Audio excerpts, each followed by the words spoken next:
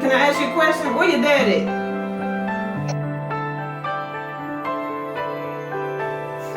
I know you right there, but where dad at? I'm right here. Not you, Granny. I know you right there. Where is daddy? Where your daddy? He's upstairs. He's upstairs? Yes, Okay, can I ask you a question right quick? yes, ma'am. Can you tell Grandmama what you want to be when you grow up one more time? Doctor, Huh? Superman. You want to be Superman? I thought that job was already taken, but hey, if you want to be Superman, baby, you can be anything you want to be. Grandmama gonna go buy you a cape, okay? Okay. All right. I love you. Love you. All right. Tell Dad I love him, and I'll call you back in a little bit, okay? Okay. All right. Bye-bye. Questions come to me about why am I doing a documentary about black men losing their lives, sons, because I have not lost a son. But what people don't know is I feel like in the black community, all sons are our sons. It's back in the day when like your neighbor used to whoop you and then tell your mama and then she whooped you again. See, I said it takes a village to raise a child. I don't believe that when a man is 18, 21, 25, 30, these ages that they're saying that the man is grown. Now legally they are grown, you understand? But somewhere in life we go wrong. We go wrong as women. We make mistakes and we mess up and we need somebody to catch hold to us and help us out. But it just seems like with our black men, they're hurting each other. And I feel like they're leaving here at a fast pace to where I didn't get a chance to meet them. I don't know if y'all wanted to meet them, but we could have had some doctors, we could have had some lawyers, we could have had some astronauts. Hell, we could have had another black president in those men and these men who have lost their lives. So I just wanted to talk to the mothers from one mother to another. I didn't talk to the fathers, I talked to the mothers because I wanted them to know that that they have my condolences. And I feel for them. I feel their pain. We've had an awesome time talking to some parents, 3 women that you're going to see in the film that have lost their sons to senseless gun violence. You're going to hear a poem that's going to absolutely bring you to tears. It brought me to tears. But I did the documentary because I wanted to just show the parents, and I hope I can have a number 2, number 3, and we can continue the series and go state to state doing it. And just talk to parents and show them that we are committed to staying with them.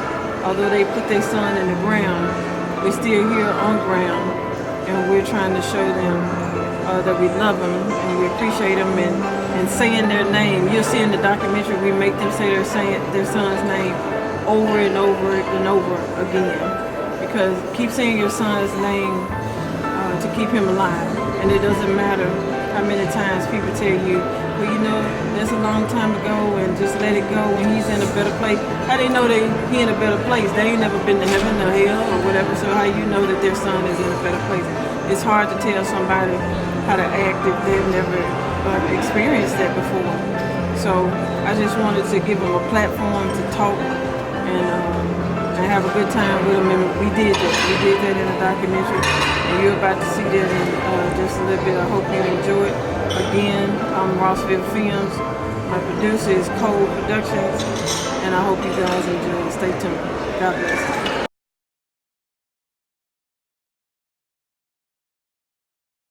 Let's see how quickly she can get devastated when niggas start pronunciating their words and correctly using their verbs. Food for thought. Look at your plate. Is this normally what you get served? If not, you just got scissor, mind moving slow like situations on scissor. I know I got a lot of coming, because I get what I deserve. Who thinks like you? Reality shook your mental dimensions, the many thoughts of lynchings, slave age whippings, and now your current reality state faces twitching. Can you handle being woke from a dream? Dream stalkers. Think. I'm not trying to scare you. I'm trying to prepare you for my thoughts along my mind. Let's take a walk. Not an average day, but an average way that you can look at some things. You might get dirty. It's not squeaky clean, but it's me. So it is what it has to be.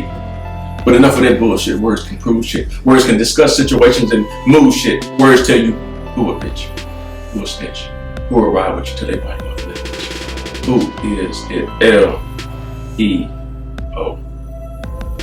Paint them there. With the credentials to put your life on canvas, add color and romance it. Who think they can handle it? You cannot stand it. See how I'm playing? Well, if you do, then you don't hear what I'm saying. So, with no further delaying, I'm about to talk to you. Why not spark a few mind cells? Because where the mind dwells, they'll find trouble. Let's reload the revolution. Let's rewind the struggle. Let's assess the trouble and assist in your elders. Why not be a parent to your parents' parents? Live for your shelter. Your shelter should be your mind, your mother, and your home. Do you think you're a failure? Well, if so, then you can get the fuck up and go. Because I don't need no more negative influences. An influential incident occurred when I went from being Fred, a common word, Leonardo, a voice unheard. My speech no longer slurred. My vision no longer blurred. I was the same old body with a new soul speaking these words. Yes, sir, I have brought it back, y'all, to reenact y'all. But it's time to rise up or think a downfall. My words can surround y'all and offend y'all. So why not we pretend, y'all, like, you hear me? I'm not saying come near me, shit. I'm just saying sincerely, listen. If not to me, to the being that organized me, that orchestrated the A through Z, separated the he from she, put the meaning between I and we. Sometimes I feel like I could be a you. You could be an A-N-I-M-A-L. Am I lying or am I a lion? Did you quit or are you really still trying? You know what they say. Get busy living, get busy dying. Everybody praying for wings, but first your mind has to overcome the fear of flying. If not, you're not ready to smoke with me.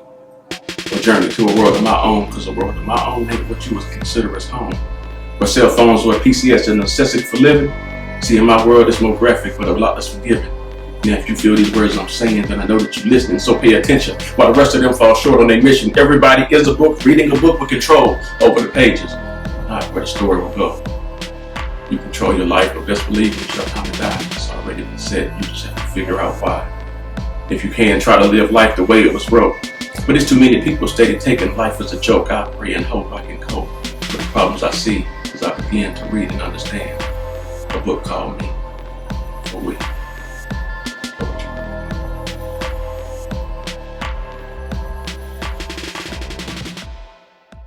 Derek Antoine Duval was born April 30th, 1988 in Hot Springs, Arkansas to Willis and Sheila Duval. Derek was 28 when he lost his life. I had Derek April 30th and he was 3 hours. I called him my speedy child. He came out real fast. And when he came out, they said, "Oh, it's a pretty little girl." And as he came on out, they noticed he was a little boy. And I used to worry when he was little that, you know, they might have janked me, saying he was going to be a little girl. But he surely came on up to be a little boy.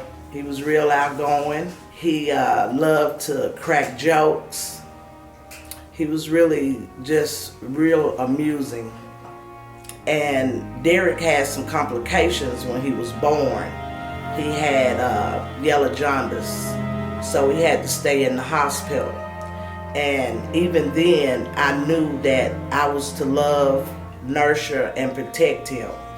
And I've always kept that promise.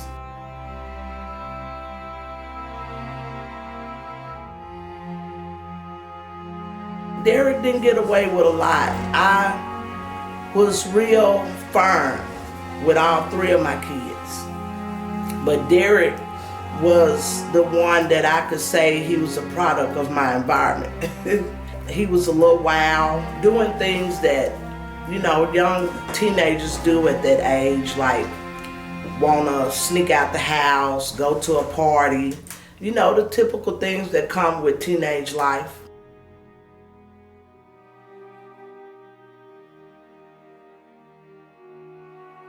Derek had got addicted to K2. K2 is a synthetic marijuana that people smoke to keep from getting a drug test when they're in jail, parole.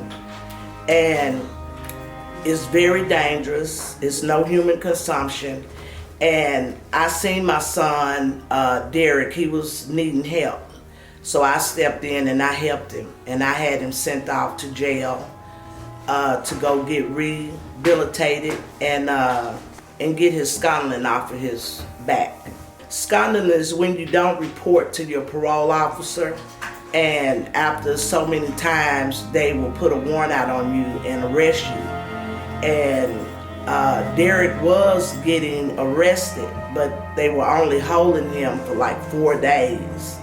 And I felt like he needed to be detained to get help for his addiction, smoking K2. So I had him purposely locked up to put his life back on track.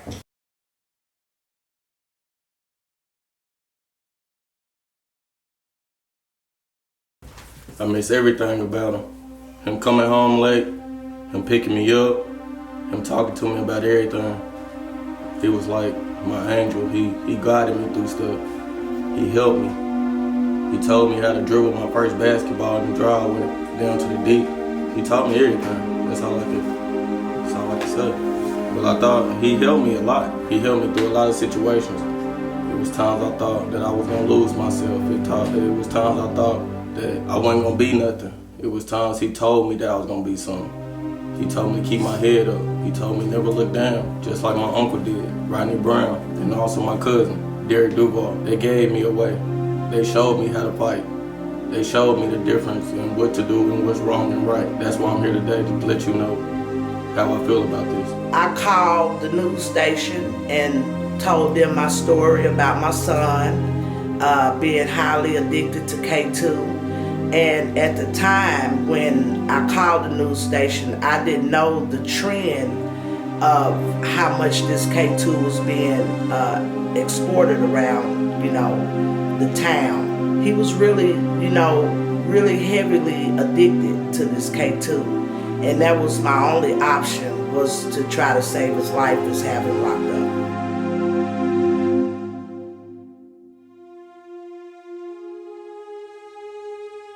He had came to his maturity in the 6 months he was gone. He was able to go to college when he thought he would never go to college. He was able to live life again besides looking behind his back. He was able to achieve his goals finally in life. Derek was working at KFC. He was actually working at KFC when I had him arrested. And I had to still have him arrested because the parole officer wasn't doing anything to secure him. It was hard times out here on the street, and I just didn't want to lose him to the street. So I had him purposely locked up to save his life.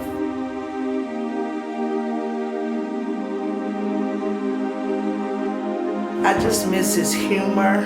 I miss his smile. I miss him talking, calling me Conway. He never called me Mom. He always said Conway, my maiden name. And just miss him just knocking on the door, calling my phone.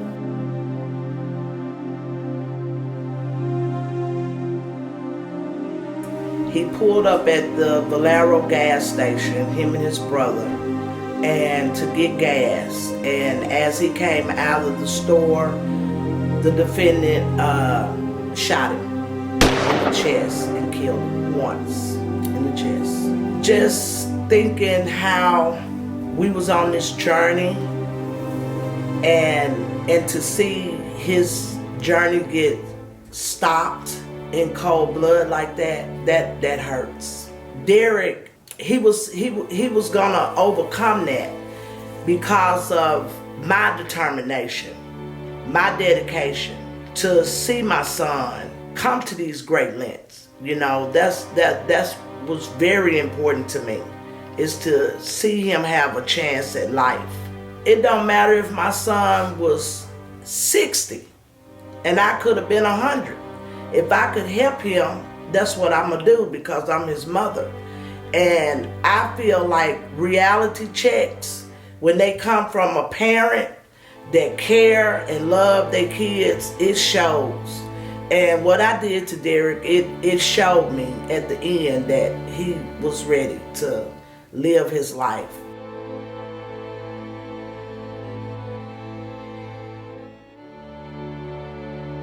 My husband has never been the one to stay firm. It's always been me.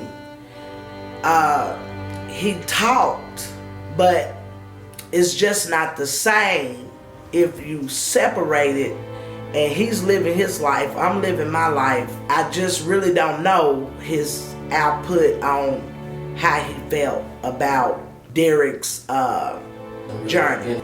We separated in 92. He was 6. He was around, it's just he moved on with his life. I moved on with my life. I just had more control with the boys, with my sons, Derek and Willis. I had a little bit more firmer approach. Kids get a certain age and the other parent is not so given to be around as much. You don't see your child as much. So, once again, I've always been there to make that difference. Regardless if his daddy was around or not, I still made them understand who their daddy was. No disrespecting your daddy. You love your daddy, regardless of what, because we brought them in the world. They didn't bring us in the world. It wasn't nothing never so bad that he couldn't go and talk to his daddy. And actually, he talked to his daddy before he died. He got to talk to his daddy. He made that promise up until he lost his life. Derek was, he was mannish. Derek was getting into stuff. We had an incident. He, was about 13. And Derek didn't want to do his work in class. I got a call from the teacher. Hello, Mr. Ball. This is Mr. Simmons, Derek's history teacher. Yes, ma'am. I'm calling to inform you I've sent Derek home. Yes. Because he came in again with no homework, no books, no pencils, and he's going to fail because he has not done any work. That he wasn't performing in his work. So I said, okay, Mr. Simmons. Yes, ma'am, that will be fine. And I said, I'll be right up. I put curlers in my hair, dirty house shoes, dirty robe, and put stuff on my teeth to look like my teeth was missing. And I went and sat in every class. Wait, so let me get this straight. You want to come up in here with your curlers, robe, house shoes, and follow him around every class? I tell you what, you can sit in lunch with him too.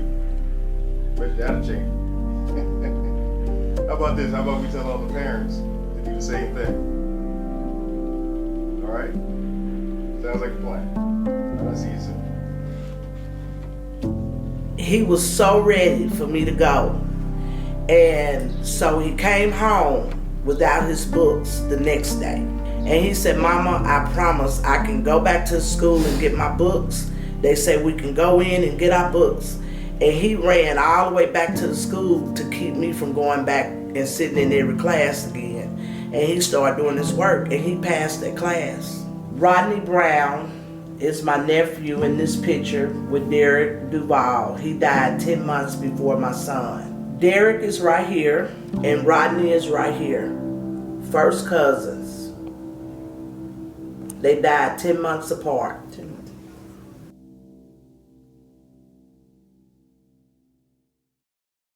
I had 6 interviews. My first interview was when I had him arrested for the K2. And my second interview is when the defendant posted a $160,000 bond I went on to the news to speak about the bond. My second interview was when they gave the defendant a bond for $160,000. I did an interview to discuss how could this defendant be able to post a bond for capital murder. I'm upset because he was able to make a bond for capital murder. It wasn't that I didn't feel like he could have got a bond, but the bond was so low, he was able to make bond. Derek's death has affected me in so many ways. I don't do the things I used to do. I don't cook like I used to cook, simply because it's hard to cook a meal and my baby not there to eat. And birthdays, holidays, it's hard. It's real hard because they're not there, and it's a void. And it's not a void like he just went home and he's not gonna come over today. It's a void that he's never ever returning. And that's what you have to try to stay focused and remember, that, you know, he's gone. And even sitting up at night when I'm alone, I can sometimes hear him snoring, or I could be woke up hearing him say Conway, and I wake up and he's not there. And then there, my whole day is just thinking about him.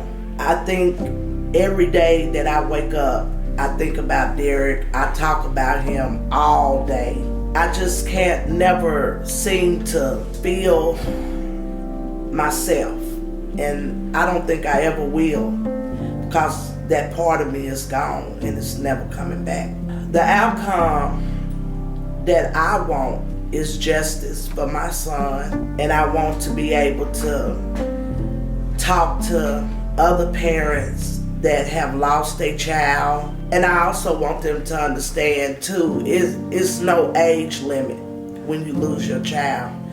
I hear a lot of people say, because my son was 30, you know, he was old. It's not an age limit when your child died before you. And it's hard. It's real hard. You know, when I look at young men that I see them with every day, living life, and my son is not there to walk and talk with these boys, it hurts. And it hurts more when people come at you and make it seem like you talk about your child so much that you should give them a break. It's not a break. My baby is never coming back, and that's all I got is memories. Step back, spin move, yeet, hop, step, crossover, step back, green. I'm too, bro, that's just tough. I'm just too good. Give me that, clamps, stole the ball right from you. Oh, that dunk was so beautiful. Bro, we gotta get it open. Oh yeah! That's all I have.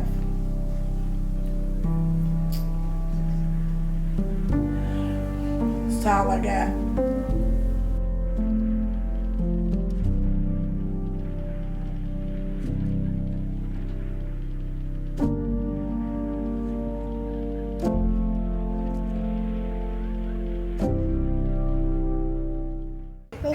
Be Spider-Man. You want to be Spider-Man?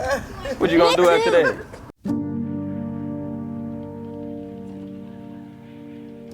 You gonna show your Spider-Man skills? I wanna be Spider-Man. You gonna take out running like Spider-Man? You can do it right here. Stand right there and do it. You ain't gotta stand by me. Ooh, Spider-Man. Spider-Man. Let me get out of his way. He ready. Ocean loves it.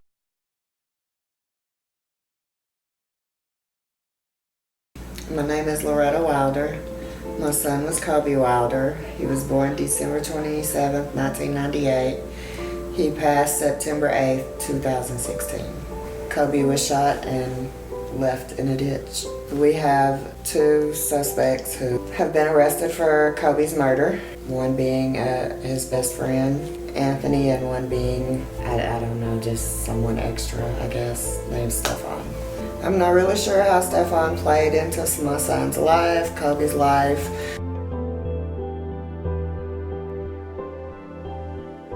My son's case, we go June 24th. The other murder case, it's April 8th, I believe.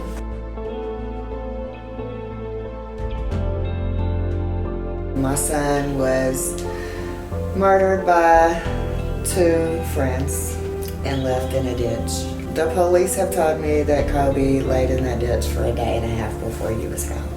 Kobe was found by the school bus driver on Friday afternoon.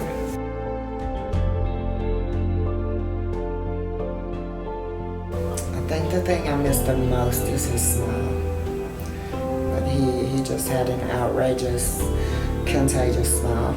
Kobe was my only son. I always had the best of both worlds, one of each. My daughter Tanisha just turned 23. Kobe would be turning 21 this year. For Kobe's 21st birthday, I think he would have wanted to have a party, celebrate life, just enjoy his freedom. Kobe, I do believe Kobe would have turned up more than I would have liked him to turn up for 21, yeah.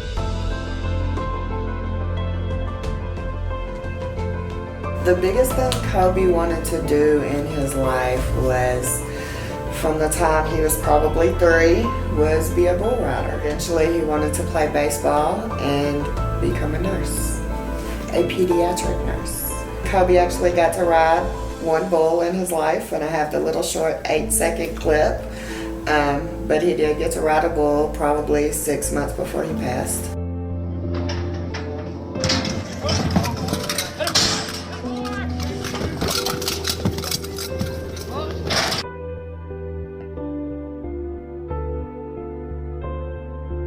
As a little boy, Kobe was outgoing, friendly, never met a stranger, always had a smile for you, always had a kind word. Even if you were mad at him one moment, you were guaranteed to smile and laugh before you left the room with him. Kobe was, as a teenager, he was your average teenager. Mean, typical boy, Mom, you can't kiss me in public, Mom. You can't say I love you in public. But at the same time, it was always give Mom a hug and kiss before he goes. I always tell his sister, I love you before he left us. Very open, he just loved life. Kobe was definitely a ladies' man at the age of 17. Kobe actually only liked older girls. His last 2 relationships, the girls were, I believe they were like 22. Kobe was gorgeous. His smile and his eyes were his biggest thing. Everyone knew Kobe's smile. Kobe's eyes were like a light brown. Kobe had no children.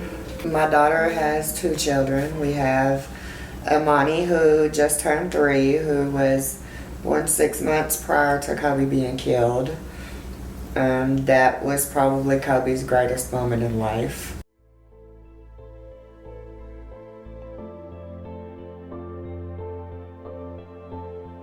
And then we have Zayden, who was born 6 months after Kobe, who looks just like Kobe and acts just like Kobe. So I kind of got the best of both worlds again. I tease my daughter all the time, like, how did you have your brother's child? Because he acts so much like Kobe. His smile, he has that infectious smile, the same eyes, just every feature is Kobe all over. I think I get held together by, I have faith, definitely my son is in heaven. Because even when I didn't have faith in religion, my son did. Like, he could quote the Bible to you. He believed very much. So I do believe he is in heaven. He's watching over me and he pushes me. I can't say I believe in God at this moment still, because me and God have a lot of arguments. But I do believe that Kobe sits right beside God and he pushes me.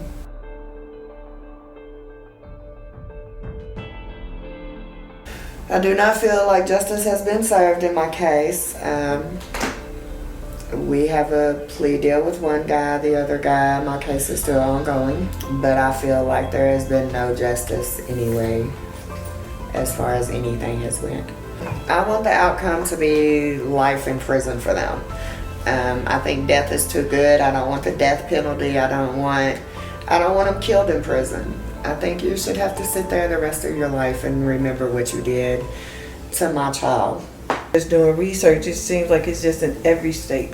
Yeah. I talked to someone in Philadelphia, Pennsylvania, and I just thought the state was wonderful. But she told me the murder rate was higher there than it is in Arkansas and Memphis, almost put together. Wow. And I couldn't believe it, but my husband told me it's because the city is more populated. Right. It's bigger, you know, but we find it, you know, I want to leave Arkansas and I want to go here and I want to go there. It's everywhere. Everywhere. There is no escaping it. It's everywhere. And mine is, I don't want to leave to get away from the violence. I say I want to leave a lot of times to run from the memories, I think, because it's hard. It's hard every corner, you know, like baby will never be here.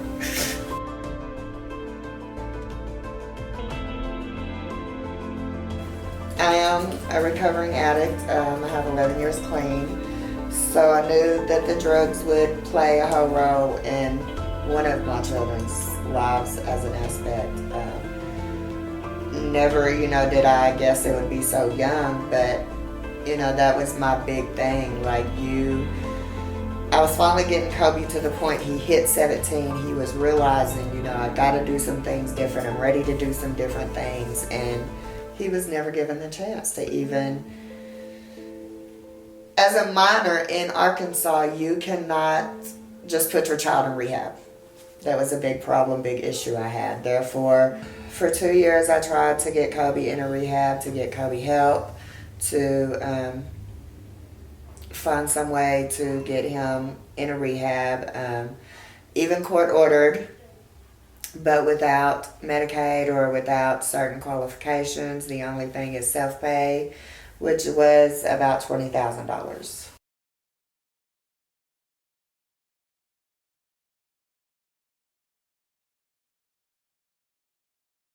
My name is Connie Conway. My son's name is Rodney Brown. The birthday is July the 10th, 1985, and date of death was October 10th, 2016.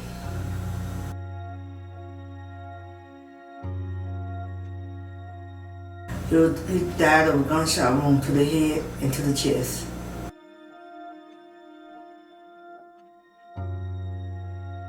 Johnny Moody, he killed my son. Owes money. He said he owed my son money and he tried to pay my son some money. And my son didn't want it, but he called my son up and told my son that he wanted to pay him.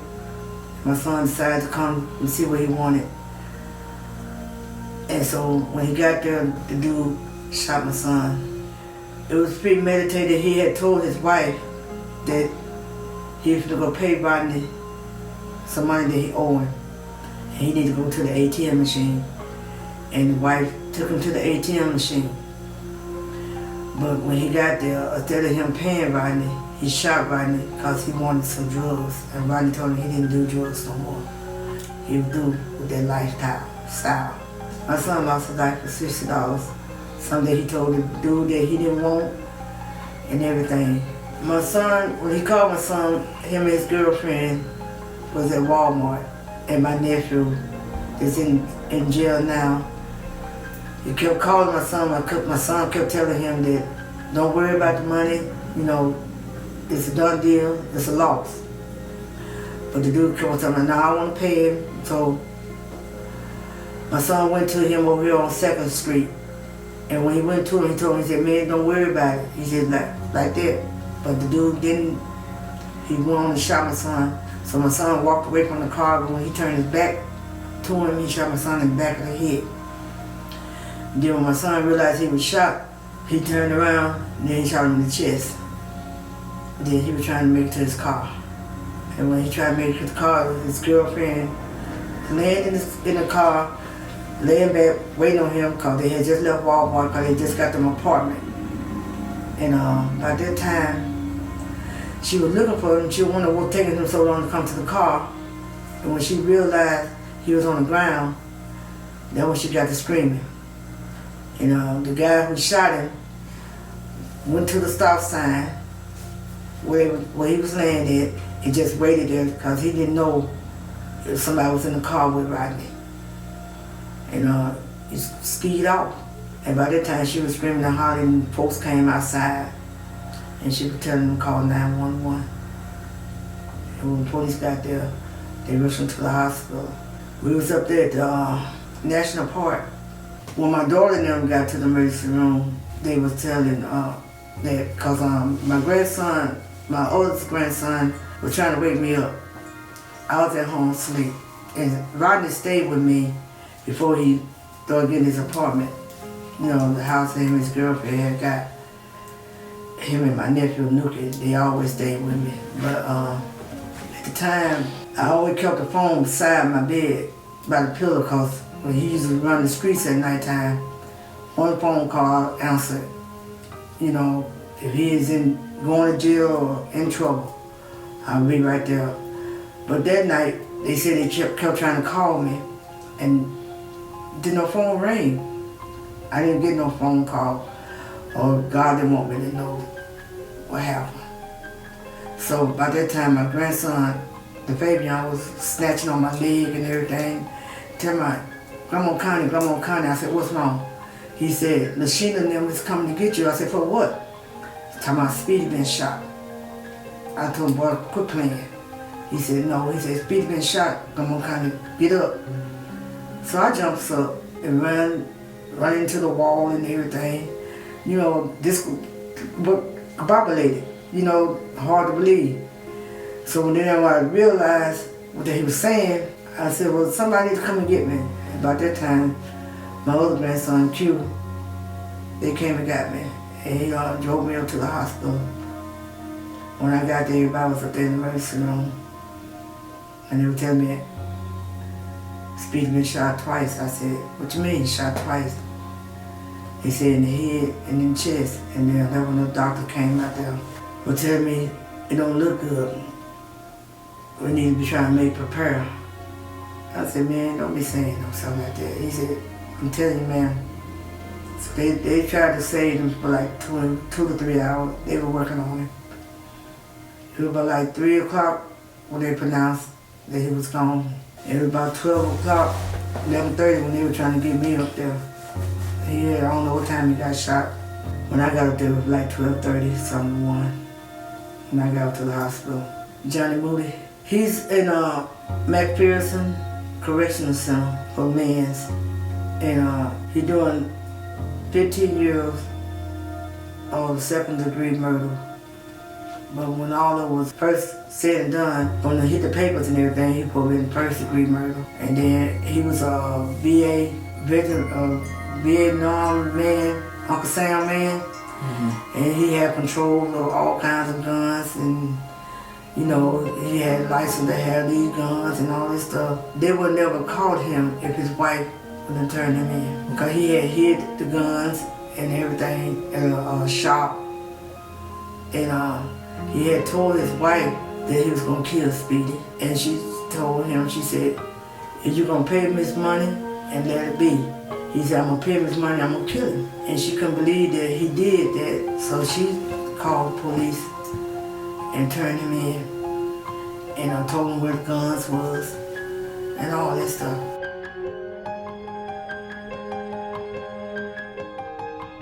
They dropped the first-degree murder charge into a second degree, but all the evidence pointed towards Johnny Moody. The crime lab, Boulevard Crime Lab, everything, saying the first shot that he shot him with in the chest, he wouldn't survive by that then. Why shoot him again in the head? So he told his wife he was gonna kill him, and that's what he did.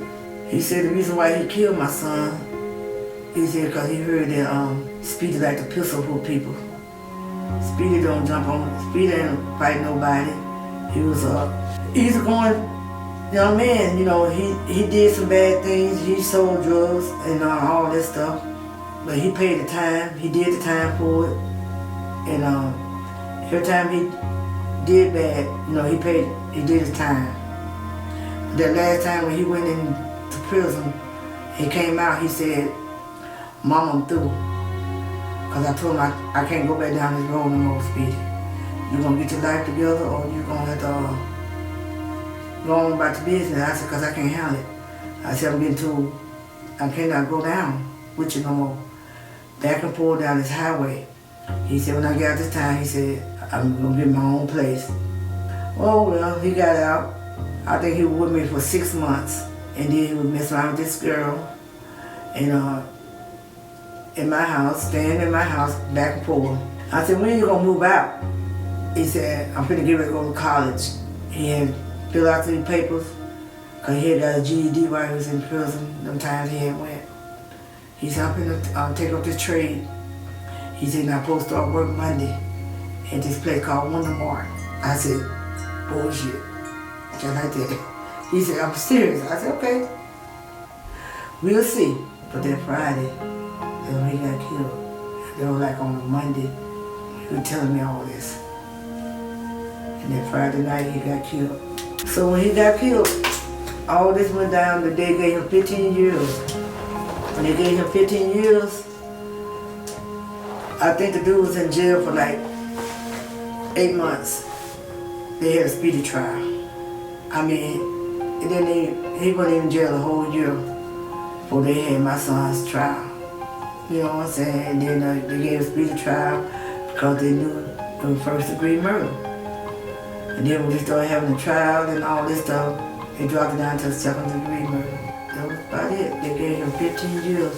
We're finna be a father for the first time.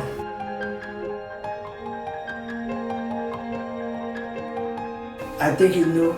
That's why when he told me, he said, I got my own place. He said, me and her finna move out. He said, I got some good news. And I ain't know what he was talking about. I thought it was the good news about the house. That he finna move out, because I was glad he finna move out, because I'm so tired of taking care of him, you know. But right there, I could take care of him right now if he was still here, because that's where he'd be at. Him and my nephew, Nuki, they wouldn't even go nowhere but stay with me. My son never had a chance to grow up, to be the man that I knew he could be, to be the father I knew he could be, and to be the son I knew he could be.